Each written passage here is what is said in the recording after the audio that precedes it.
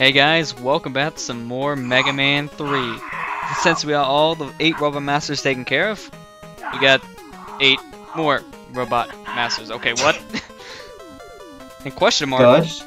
Darn it! Why is this? I don't like this portion of the game. This is the Doc Robot portion of the game, where they have to bring back the Mega Man 2 Robot Masters for some reason.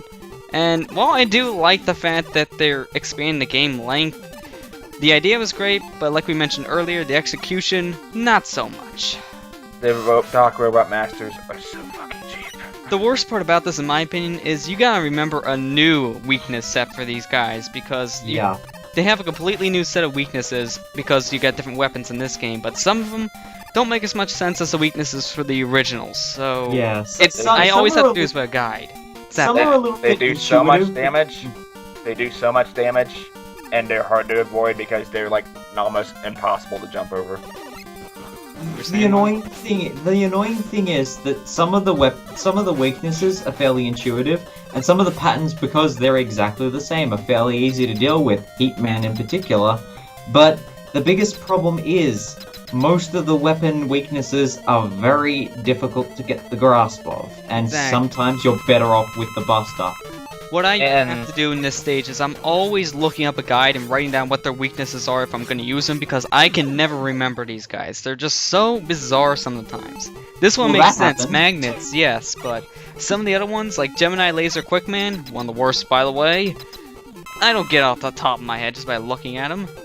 So it's the case you can't really remember these all that much because they're not memorable weaknesses compared to the first game we're in. You know, I appreciate them for changing the structure of stages we've already been to, but is it really necessary to use the stage themes again? Isn't that sort of somewhat lazy? Well, that's what I said with X2. Your final stage is pretty much Magnet Centipede stage. Like, okay, why did they have to reuse it? But this is where they did it first. But here's the most annoying part of the whole Doc Robot section. There are 2 Doc Robot Masters in the entire stage. If you happen to fail on them on midway, you have to start the whole stage over again. And one stage in particular makes that just terrible, which is the next stage on my roster. And trust me, if you run out of energy there, you're gonna have a lot of grinding to do, or just get a game over to fix the issue. Because the checkpoint is the worst. I know where you're heading next. Yep. Yeah. Hi, man. We hate you. And his weakness is even worse. Gemini Laser. Ugh. Quickman's even. Yeah, people complain about Quickman and Mega Man 2. Fight him in this game. He has 2 weaknesses. I'm going to show them both off because I died to him twice. The Snake Search and the Gemini Laser. Although Snake Search is even more to him with. I will be honest, Ken. I don't think that Doc Robot Quickman is harder than the regular Quickman. I kind of say the same because, once again, just like how you fight him in Wily's Castle, this is a flat terrain, so he's easier to dodge compared to his first fight in 2. But he's still pretty difficult and his damage output is pretty high. More to the point, fighting him with the Gemini Laser is considerably more straightforward and fun than fighting him with the Crash Bombs. Well, I never do it because the Crash Bombs you can have extremely well timed with, which is why I always just use Time Stopper and Buster. You mean whereas extremely good Gemini timing? Laser Quickman practically jumps into. Yeah, which I find it easier to hit him with the Gemini Laser than the Snake Search, but even with that, it's still pretty hard to hit him with the weapons anyways, no matter what you're using. He's still just as unpredictable as he was in Mega Man 2. Of course, he's a nightmare boss. Also, the worst stage of the Doc Robot Masters. Yeah, this is the stage I was just mentioning, where if you die at this one point with no energy refills, then just either have a hard time grinding, or go ahead and get a game over. Actually, let me scratch that. This is the worst stage in the game. There you go. Yeah, this is the worst stage in the game, period, especially when you get halfway through it. The first half, not too bad. They give you plenty of refills, not that many points we have to use to rush items, but then after that, if you don't have enough rush jet, say goodbye. Actually, let me scratch that even more. One of the worst one of my least favorite stages in the Mega Man series in general. I'll just get to the scratch at worst stage ever and just go from there. I wouldn't say worst stage ever quite, but I was waiting for it though, that's why I'm saying that.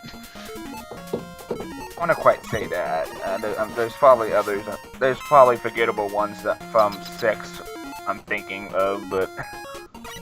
Well, that's the thing, because I think the reason you don't like some of the stages in 6 is simply because they're bland, not because they're bad. Exactly. Also, this one's for a second there, Airman was a pirate.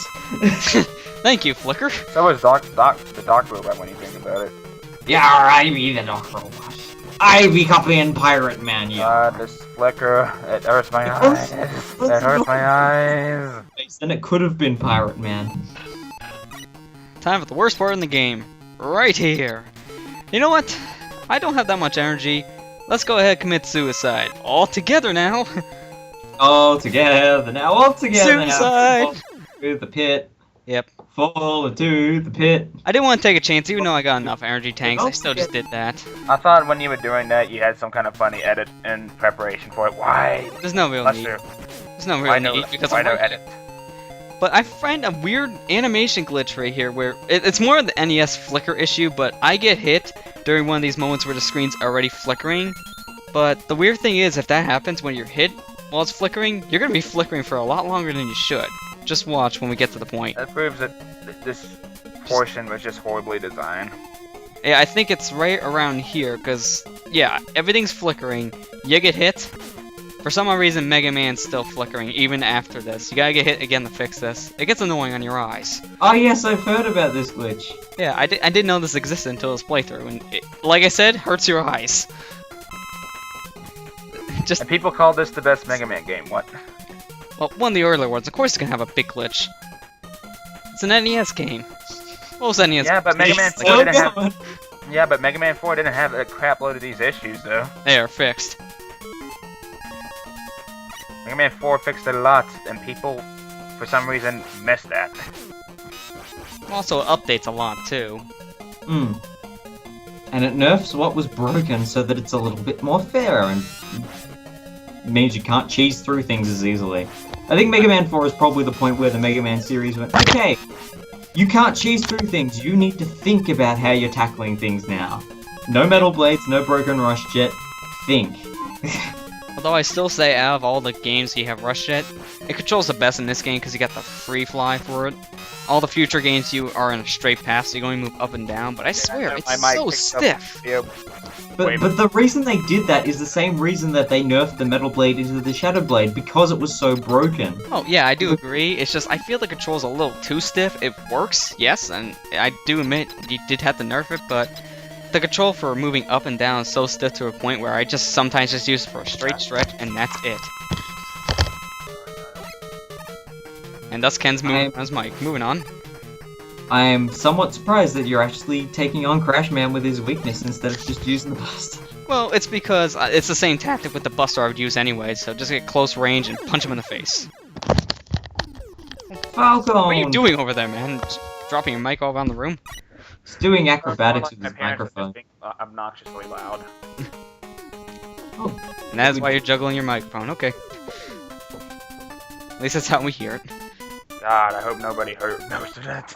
No, like I said, we heard you juggling your mic, but that's it. yeah. If any background noise is heard during this video, find a way to mute it, please. There is no way without cutting us out. So, yeah, that's staying in! Yay! No. I didn't really hear anything besides you juggling mic, so it's not a big deal. Also, why is the flame blue? Doc Robot Stage, that's Because why. the Nitrons being different. Doc Robot Stage, that's why. They kept a lot of the same enemies, but they changed them a tiny bit in their palettes. Ooh. Woo! So original. I'll be right back. He's tired of juggling his microphone, so he's gonna try to find something else to juggle, I guess.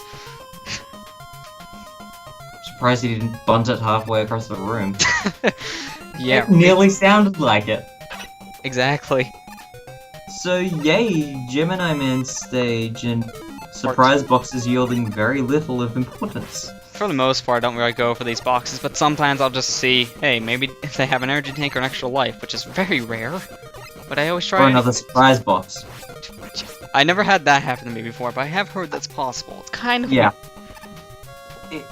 It's one of those rare cases, but when it happens, it's kind of Exactly. That'd be like, you know, you open a box and there's another box kind of routine going on. Yup.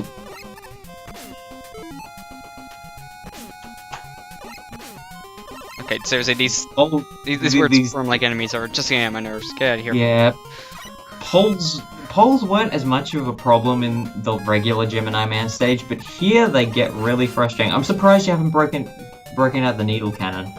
Well, I didn't even think of doing that, actually. Because, you know, just hold down the button and go to work with it. I think it's because I'm saving it for this portion right here, because Flashman's weak to it. So I think it's because I mostly saved it for this. But think about it, the needle cannon has such a very small weapon consumption, so... Yeah, Wait a true. second. You're only this far, and that was gone for quite a little while. You weren't gone for that long, like 2 minutes at the most. Oh, it felt like a while to me. You haven't been gone for half an hour, sir. If you had, we would have finished the playthrough. Exactly, it's that short. Might as well finish the playthrough tonight. Oh, I would if I didn't have other things to go do now. Thank you, class in the morning. Yay. Well, that and we can probably put Matt's key in. Yeah, true. The magic of squeezing people in!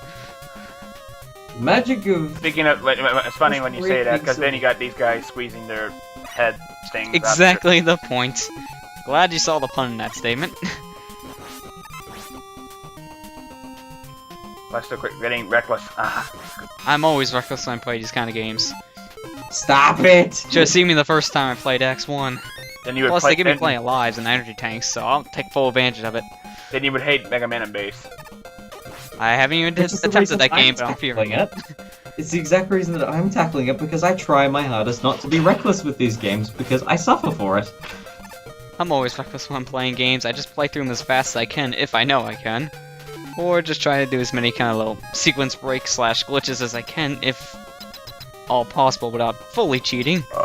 Like Mega Man X4, for instance. Like If I played the game, I probably could have done the same, yes. But X1 was a good example, because I remember Capsule Robot. Also, do not jump into the shutter as you're coming into this room, otherwise you will suffer. Yeah. I mean, you get spiked to the forehead. That's not very pleasant. Also, now that I mention it, did you know there was actually supposed to be an opening intro to this game, but because this game was rushed to release, KG and the Fusion didn't have enough time to put it in. I've heard about that. Do you know what the funny thing is? That would have been a bit problematic considering that the English and Japanese instruction manuals actually describe the plot differently. Yeah, so I wouldn't imagine how well that would work for different versions. Hmm. Kind of like how Wily is a collie in the American version, but yet he's like a completely different person in the Japanese. No, actually, it's a case of, in the Japanese version, these 8 robot masters were built by Wily and Dr. Light, whereas in the American version, they were on mining worlds. Consistency? What is that? Which is funny Yeah, because, you never... Oh. I don't know what we're mining. Exactly. But before we go on real quick, I want to mention right here, don't do this. Try to jump off a ladder here because it is so finicky to try to get between the ladder and those spikes at the same time. You just instantly combust. It's that bad and that picky, so don't do it. I've only done it, I think, once. Have a nice day. I think I only made it through that segment once jumping off the ladder, but I got really lucky doing that. Just safe for the climb. How did he ha ha ha ha? I don't know.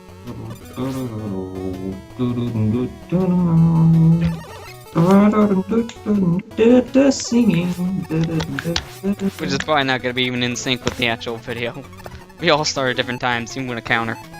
You never know. You never know. Could be 5 seconds behind us. That would sound really awkward.